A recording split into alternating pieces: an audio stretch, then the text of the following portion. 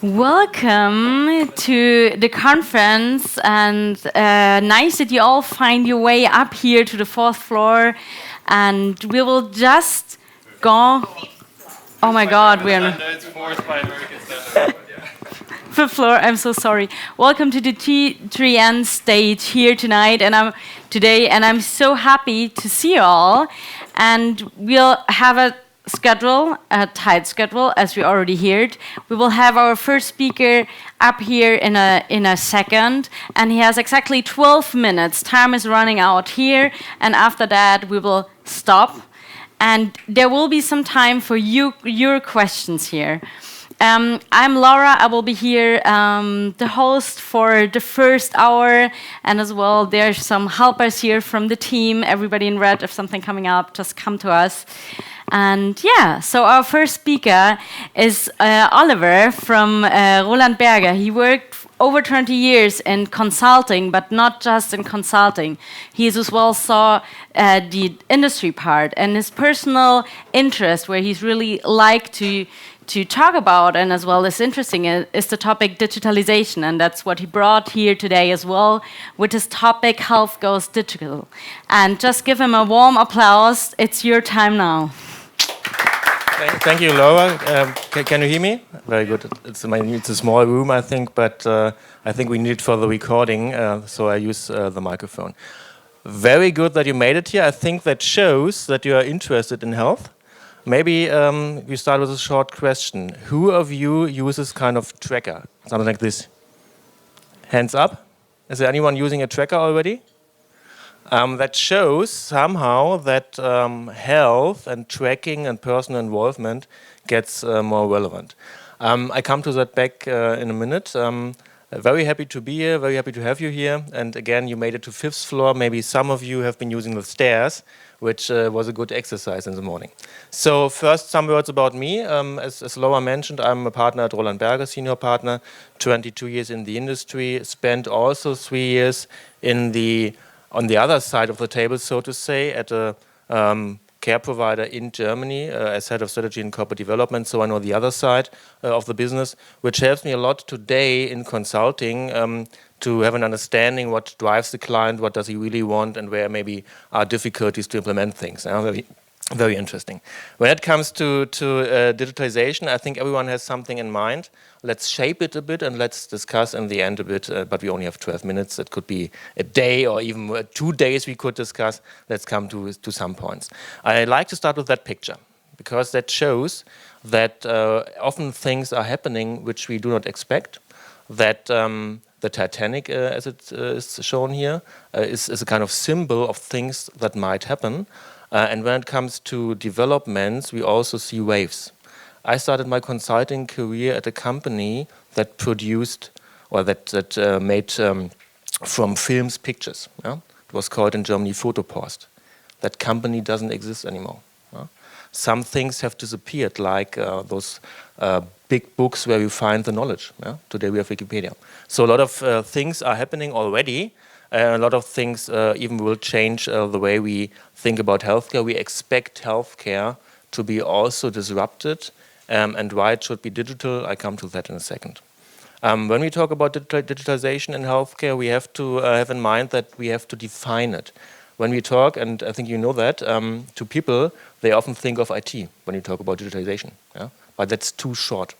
IT is not all we have to talk about. We need new business models. We need to find ways to bring the technology into the system, which is available as of today, be it, as you can see here, be it mobile devices, be it robotics, be it AI solutions, stuff like that. That's not only IT. And one problem when it comes to implementation, at least in Germany, is that when we talk about digitalization in healthcare, a lot of decision makers think they just have to buy another IT system. And that's not the rule of the game. That's not what's really happening. But again, we think we need to follow a much broader definition here. And we have to take into account that healthcare is something different from other industries. Why is that? Because, as you can see it here, high dependency on regulation. Yeah? So there are regulators which try to set the rules of the game. We have also And that's very interesting, that one here, a zero defect claim. When you go into clinics, the people which are on top of those positions made their way up over years, 10, 20, 30 years. They made no mistakes to come there. And when you are a head doctor today, you might not be the most innovative one because you made your way up. And that's very difficult. We call it zero defect culture. In such a culture, it's really difficult to bring in innovation. Because as we all know, innovation comes from younger people. Innovation is often driven by Generation Y people. And in a hospital setting, it's very difficult to get that. Another point is stakeholder complexity. At least in Germany, and that is specific in Germany, we have a complex system with those pillars in the outpatient sector, inpatient hospital sector, all self-governed, very, very complex. People which do engage in these self-governing bodies are also often at their end of their lifetime.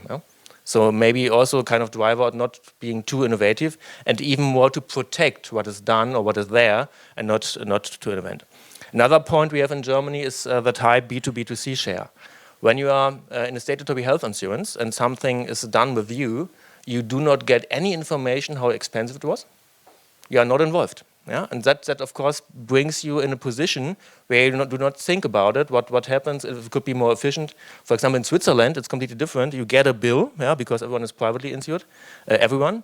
You get a bill, you get such a paper after an operation. And you then understand what is really happening, and you might have a kind of incentive to think about whether it's really necessary. That's not in Germany. Very interesting point. Access to everyone, that's very essential. We want it as a society to have access to everyone. I talked about the self-administrative bodies already, and the innovation cycle. That is quite interesting. There are often examples mentioned, for example, how fast came the airbag into cars. It took more than 20 years. From the Mercedes-Benz S-Class to some smaller car. In healthcare, we have much faster innovation cycles, which is good. So if there is some innovation defined to be good for the system, it's being implemented even faster. So it's very interesting. What I say is that we will use and we have to use digitalization to make a system better. For 3 reasons mainly. One is quality. We can improve massively in quality when we use the right tools and have standardized and digitized processes. Second point is efficiency. There are a lot of efficiency gains possible between those sectors when we have processes which go through. We can leave out double diagnostics, all those examples. What should be mentioned is there are a lot of players who try to let's call it to think about synergies or efficiencies and come up with numbers. For example, there was a study by a competitor from us saying 35 billion savings in healthcare in Germany.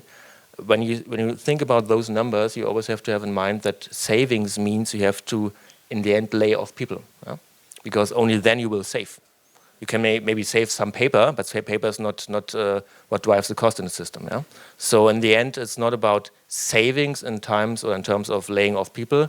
It should be more in terms of the last part, attractivity, to take burden of people, take burden of doctors, of nurses, and other stakeholders and players in the system, and to bring them in a position back where they can do what they like to do, helping people. That's how we should use digitalization. So it's about quality improvement, it's about efficiency improvement also, but mainly improvement of attractivity for the people in the system. And in the end, the question, of course, is who drives development.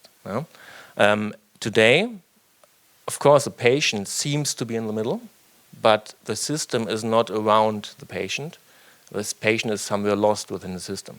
My observation is, and that's a clear prediction from my side, is that the patient or the user will drive future developments. In Germany, it's a bit more difficult than in other countries because we talked about that B2B2C share, because it's lower. So the involvement is also lower. But as a matter of fact, it will be driven by us customers, by us users. We will drive it. And you can see it in a way.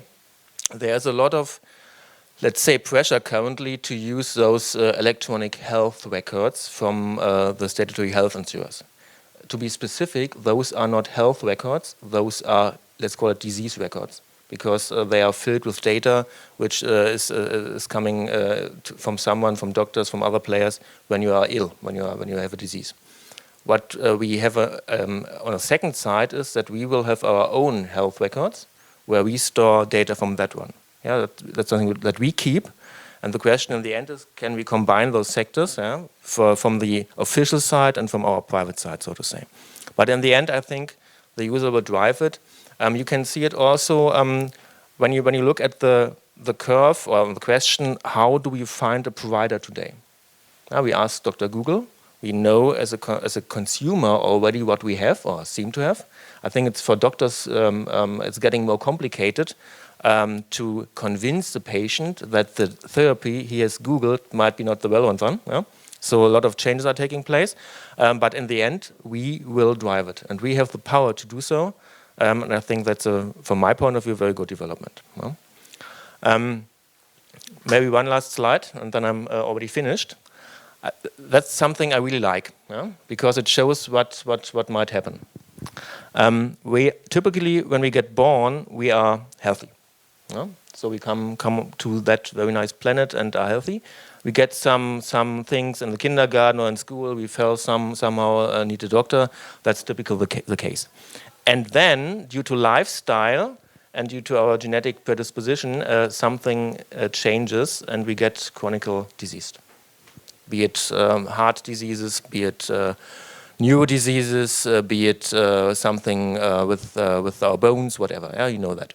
The question is, can we use technology, and that is mainly driven then also by digitalization, like education, like big data, empowerment, motion, new therapies, diagnostics, stuff like that, to kick this curve up, yeah, to stay healthy longer, yeah, to stay longer healthy. When you ask then the economists, what does it mean? It might mean that when we are 65 and are healthy, we get new hip implants with 66. We need a kind of heart surgery with 75 and get a cancer with 80 already, and then need some heart valves repaired at 95. Maybe. So it might shift to higher age groups, and it might even increase cost of the system. Yeah, maybe. But I personally am convinced that it's a good idea to shift that curve here. And whether it's going to be more expensive, we will see. By the way, that even drives the development of new players, because those players are not players for the ill people, but players for healthy people. And that's why players like Apple, Google, Amazon are all thinking about healthcare. And they're not starting here with curing the ill people, but starting here with preventing people to get ill. And that is quite interesting.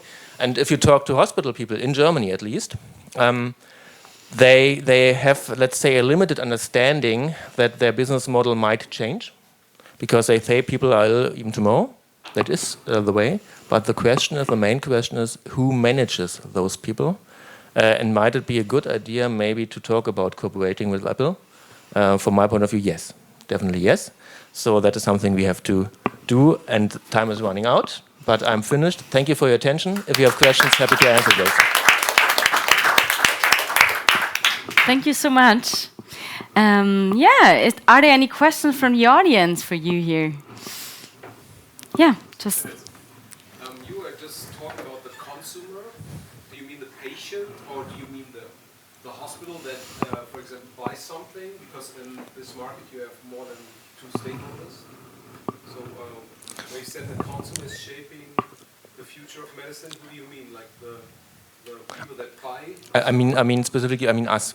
If you define patient, not the patient. Patient for me is someone who is ill, because then he gets access to some provider because he needs treatment. That's why he's a patient.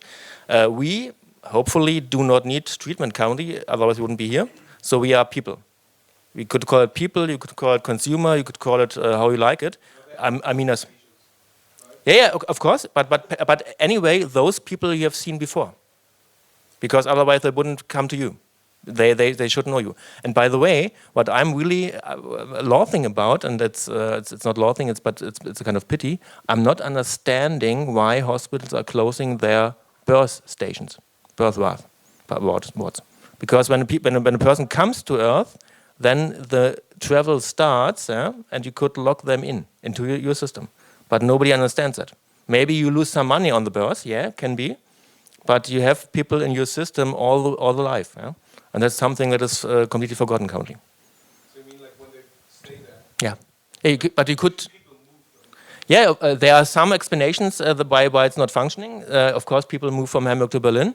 But if you think in a broader context, then you even could care for people in Berlin, maybe because you have telemedicine, yeah, because it's independent where you live, because your doctor, which is logged in at the age of 0, yeah, is there for you all day, all night. Yeah, that's what I would expect them to do, but currently it's not happening. Any more questions? I mean, it's a topic we could talk for ages, and 12 minutes is really short, so I really had to put it on the top, so to say, which is something which is not so easy, as you know. Maybe just like another field question, like what's the thing in the last 1 or 2 years that completely surprised you in that area? Whether it was something that changed everything or something you didn't expect? I have to answer the question from a different angle. Yesterday or 2 days ago, I did a workshop in Berlin. We have an infrastructure called Spielfeld there, where we do innovation workshops. And I had a picture with that Forbes cover from 10 years ago. I think a lot of people know that, where they featured the CEO of Nokia. And the question was, who can stop that guy? And we know today, Apple did it. Yeah? Apple. The smartphone wiped out Nokia. So the problem often is that when we look back, understand what has happened. It's first of all difficult to understand what will happen, and that's why also my let's say excitement is somehow limited. When you ask for what really surprises me, first of all, that's a negative point. I'm a bit surprised that we do not use the chances we have by new technology. On the other hand, that's a good fact. I'm convinced, and I'm seeing that we as people, I call it people now, maybe consumer, understand that our data and the things we can collect can make the system better. And I think that's really something that is strange. I think we are somehow over-regulated in that data privacy sense. Not in the sense that we should do it like China. Yeah? That's completely for sure.